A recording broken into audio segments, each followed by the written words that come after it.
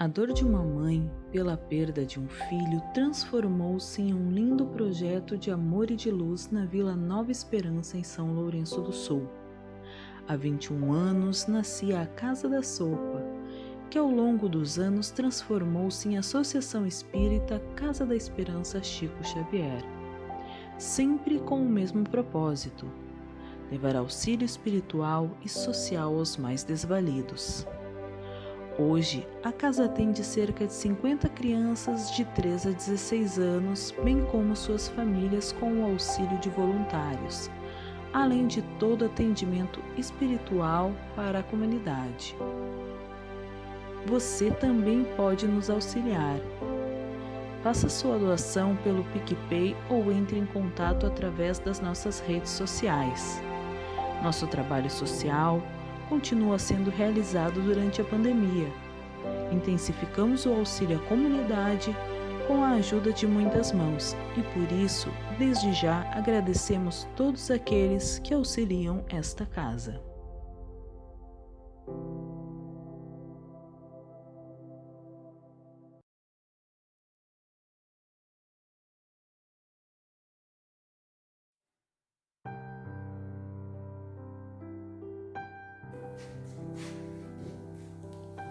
Gostaria de pedir pelas pessoas que estão hoje trabalhando em prol de outros, para que sejam atendidos por aqueles que precisam de ajuda, que estão nos hospitais, pelas famílias que estão necessitadas e por todas as crianças da Casa da Esperança Chico Xavier que são atendidos todos os sábados.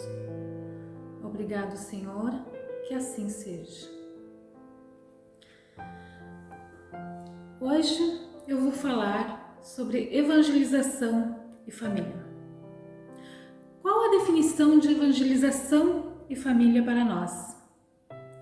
Para mim, a definição ela vem dos pais, dos irmãos, marido, filhos, netos, para quem tem muita sorte, bisnetos. Mas e para Jesus? Qual era a definição de família para ele? Como Jesus via a família? E aí eu vou ler no Evangelho segundo o Espiritismo, no capítulo 14, Honrar Pai e Mãe. Tem um pedaço daqui, deste capítulo, que fala um pouco sobre como Jesus via a família. E tendo chegado a casa, nada nela se reuniu. Nela se reuniu uma tão grande multidão de povo que não podiam mesmo tomar seu alimento. Seus parentes, tendo sabido disso, vieram para se apoderarem dele, porque diziam que ele havia perdido o espírito. Entretanto, sua mãe e seus irmãos, tendo vindo e ficado do lado de fora, mandaram chamá-la. Ora, o povo estava sentado ao seu redor e lhe disse: Vossa mãe e vossos irmãos estão lá fora vos chamando. Mas ele lhes respondeu: Quem é minha mãe e quem são meus irmãos? E olhando aqueles que estavam sentados ao seu redor, eis, disse: Minha mãe, meus irmãos, porque todo aquele que faz a vontade de Deus, este é meu irmão, minha irmã e minha mãe. Isto está em São Marcos, capítulo 3, versículo 20, 21 e 31 a 35. São Mateus, capítulo 7, versículo de 46 a 50. Se a gente pensar nas palavras de Jesus, elas parecem estranhas em sua boca e contrastam com sua bondade e com sua inalterável benevolência para com todos. Mas quando ele evangelizava, ele usava todos os fatos do cotidiano para ensinar. E naquele momento não foi diferente. Ele aproveitou a presença da sua família corporal para nos ensinar que todos somos irmãos, pais e mães. que temos laços espirituais e laços corporais, que reencarnamos conforme as nossas necessidades nesta encarnação. E isto nos mostra que a nossa primeira escola aqui na Terra é a nossa família. E é ela que nos dá a base para quando formos adultos. A ela nós devemos amor, respeito e todo o carinho. Quando falamos de família, é importante termos como definição que família é a célula da sociedade como um todo.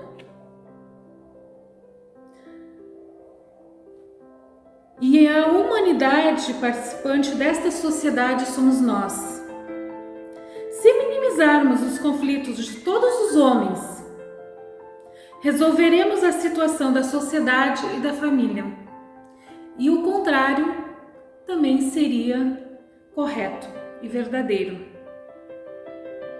Se melhorarmos as relações em nossa família, melhoraremos a nossa sociedade. E como evangelizadora, vejo neste momento o quanto é importante a evangelização com Jesus, na nossa família e na nossa sociedade.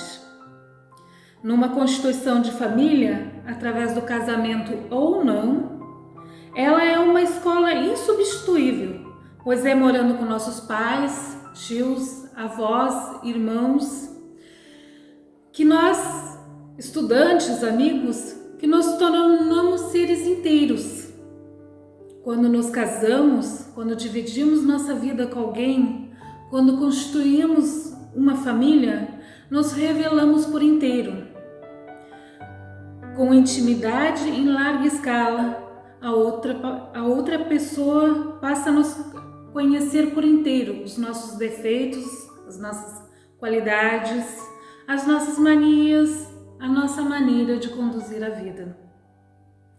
Demonstramos que somos honestos, que somos trabalhadores, educados ou gentis. E buscando o entendimento na doutrina espírita, na questão 775 de O Livro dos Espíritos, Allan Kardec questiona: qual seria para a sociedade o resultado do relaxamento dos laços de família? A resposta: uma recrudescência do egoísmo. E o que é recrudescência? É andar para trás, é voltar no tempo, é desistir de uma base que nós já conseguimos na sociedade. Os efeitos da dissolução da família seria o egoísmo. O egoísmo é a base para muitos conflitos. E no casamento não seria diferente. O egoísta é aquele que tem um amor próprio excessivo, importando-se somente com suas opiniões, desejos e interesses, desprezando as necessidades alheias. Família é uma oficina de bênçãos, na qual trabalhamos o caráter, que é o que nós realmente somos. Aprendemos a dividir os valores, os direitos essenciais da vida e assim progredimos. E agora vamos ver o que a evangelização tem a ver com a família. O maior problema é a nossa grande falta de compreensão. Sempre achamos que estamos falando a respeito de um livro ou de um padrão de comportamento estabelecido por uma determinada religião.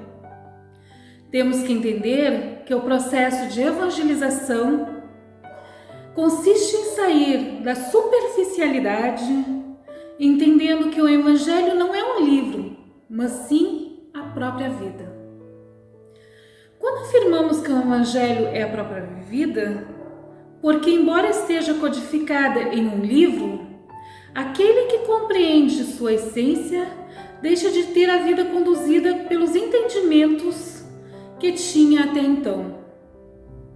Quando a nossa consciência está desperta e amadurecida para a compreensão das realidades espirituais, ela encontra no Evangelho uma nova forma de viver, mesmo que continuem na mesma vida. Claro que não me refiro a um pensamento simplista, de que uma simples leitura do Evangelho bastaria para nos transformar. É necessário que a alma esteja disposta a abandonar a atual condição de vida, abraçando um novo modelo de comportamento. E desta forma, que as almas que estão em busca de algo maior, ao terem contato com o Evangelho, reconhecem que nele estão muito mais do que palavras escritas, mas sim a estrutura do comportamento do próprio Cristo, onde lembramos, se podemos compreender, é porque já estamos em condição de seguir esta nova proposta de comportamento. É verdade que todos têm contato com uma realidade superior, mergulham em conflitos existenciais, pois o comportamento que tinham até então não é mais aceito pela própria consciência. Este mesmo processo que se opera em nós como indivíduo também se opera na sociedade inteira. E daí que nasce a expressão que a verdade nos faz livres. Livres acima de tudo das nossas próprias limitações, como preconceitos, traumas, fobias, medos. O Evangelho é um passaporte para nos tirar deste mundo de provas e expiações. Quando nos permitimos uma transformação para o melhor. O Evangelho tem uma proposta renovadora, o que significa ter um contato com o Evangelho sem disposição para mudar é como permanecer analfabeto em uma enorme biblioteca. É assim quando falamos em levar o Evangelho para dentro do nosso lar. Estamos operando uma sublimação desta família. Praticar em conjunto o Evangelho no lar proporciona uma convivência saudável e abre a possibilidade de se conhecerem mutuamente bem, como estabelecer um vínculo de pedidos e agradecimentos. Grupais, servindo de reforço para a unidade familiar. É trazer Jesus para a intimidade do nosso lar. Mas é comum que entre estes membros familiares muitos ofereçam resistência, descrença. Mesmo assim, quem possui consciência de sua importância deve seguir cultivando a prática do Evangelho no lar, nem que para isso realize reuniões solitárias. Sob o ponto de vista material, vamos considerar os elementos da presença espiritual, que simpáticos à grande causa da vida, se sentem atraídos pelo Evangelho, trazendo para o lar os benefícios de suas intenções. Podemos afirmar, sem espaço para dúvidas, de que é impossível fazer o Evangelho no lar sozinho. Tal a força de atração que ele tem na realidade espiritual. Então, se outros integrantes fizerem parte deste processo, melhor para todos. Mas se estiver sozinho, nada é perdido. Então, com este Evangelho, gostaria de deixar uma mensagem de como é importante a família em nossa vida. E quando falo em família, não é só na nossa família corporal, como disse Jesus na parábola, mas na nossa família espiritual, que são nossos amigos, conhecidos, e temos que nos lembrar de que deixamos uma família no mundo espiritual, que neste momento também está ao nosso lado, que toda vez que fazemos um evangelho no lar, que nos reunimos em família, eles estarão conosco. Conosco, nos ajudando, nos auxiliando, à sua maneira. Então, é esta mensagem que eu deixo do quanto é importante a família em nossa vida.